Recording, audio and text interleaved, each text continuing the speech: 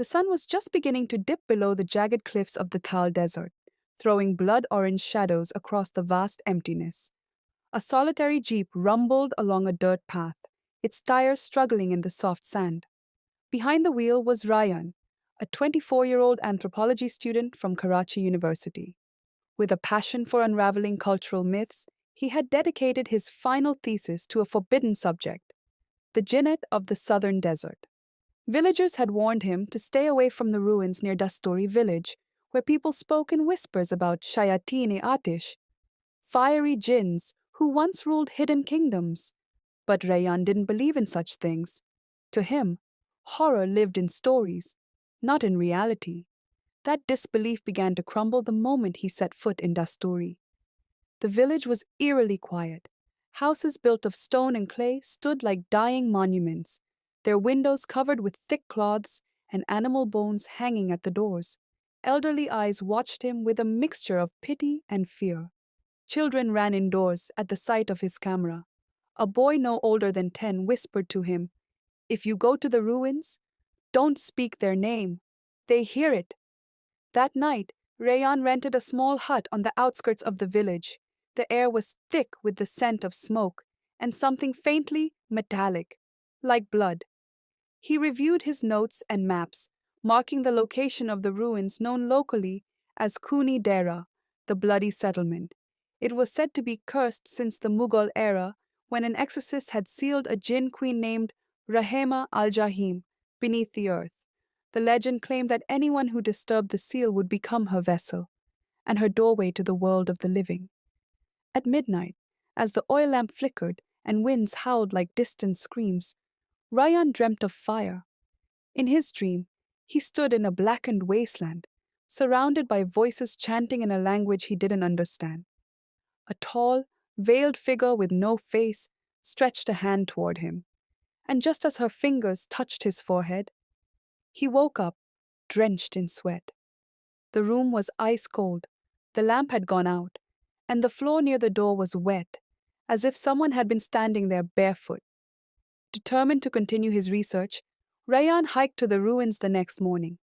It was a place shunned by everyone. Twisted trees grew at impossible angles, and the stone walls of the ruins bore symbols that seemed to pulse under the sun. In the center was a dry well covered with a rusted metal plate, sealed with iron chains. This, he believed, was the place of the legend. Ignoring his trembling hands, he photographed the area and even recorded himself reading verses from the local lore. As he recited a line mentioning Rahema al-Jahim, the ground shuddered slightly, and a distant scream echoed across the valley. Too real to be wind. Still, Rayyan brushed it off as coincidence. He didn't know that the seal had cracked. Back at the hut, things started to change. Shadows seemed to linger longer. The call to prayer echoed distorted. When he played back his audio recordings, a female whisper could be heard, faint but clear. "Come closer, child of clay." He sought help from the village imam, a frail man with milky white eyes. The imam warned him, "You've called something that never forgets, and it knows your name now." But Rayyan laughed it off. That evening, the first sign of true terror appeared. In his footage, someone was standing behind him at the ruins, a woman in black, veiled, her feet not touching the ground. He paused the video, breath frozen. No one else had been there. That night, he locked the doors, burned incense, and prayed for peace, but peace did not come. At 3:33 a.m., a knock echoed on his door, slow, deliberate, unnatural. When he looked through the peephole, no one was there. But from under the door, a single drop of blood slid in. He left the next morning. He didn't pack. He didn't explain. He simply started walking toward the bus stop, 10 kilometers away. But the road was not the same anymore. The desert seemed to curve, bend, trap him. After an hour, he found himself back at the village. Only now, it was empty. Doors swung open with no one inside. The well had reappeared at the village center, and from inside the well, a voice rose, seductive, ancient, full of rage and longing. "You saw me, you called me, now carry me." That was when the possession began. Rayan's body returned to the hut, but his soul remained adrift. For 3 days and nights, he neither ate nor slept. The villagers dared not approach. He sat cross legged in the center of the room, eyes wide, murmuring in a language that had not been spoken on earth in 1,000 years. Around him, the walls blackened with soot, the ceiling cracked, flies gathered in unnatural silence. Something ancient had found a way back into the world. Through him. On the fourth night, he disappeared. The Imam gathered a few brave men and went to the hut. Inside, they found symbols carved into the floor with bare fingernails. One of them began to recite the Adhan, but choked on blood before finishing the first line. That very moment, the hut burst into flame, yet nothing burned. The walls stood, the furniture remained, but fire danced in the corners like living creatures. A laugh echoed in the smoke. Not Rayan's voice, but a woman's, cold, timeless, triumphant. The Imam fell to his knees and whispered, "She's out." Miles away in a police station in Jang, a man walked in barefoot. His eyes were completely black. His voice was calm, almost melodic. "There will be fire," he said before collapsing. The name on his ID, Rayan Iqbal. He was hospitalized, unconscious but breathing. Doctors couldn't explain how his pulse stayed steady while his brain activity screamed. MRI scans showed an image of a face, veiled, indistinct, inside the folds of his mind. Meanwhile, back in Dasturi, the village animals began to die. Children had dreams of a burning woman who whispered their names. An entire family was found frozen in prayer position, their faces twisted in terror, and always, always, the scent of burnt sand. The story reached Rayan's professor in Karachi, Dr. Shehzad, a hardened academic with no belief in the supernatural. He arrived at the hospital and tried to speak with Rayan, but when he entered the room, the lights flickered and Rayan sat up straight, though his eyes remained shut. "You are late," Rayan's mouth said, but the voice was not his. It was deeper, feminine, crackling like dry firewood. "He gave me a name. I gave him a door." Dr. Shehzad stumbled out of the room and never returned. Over the next week, Rayan's condition deteriorated.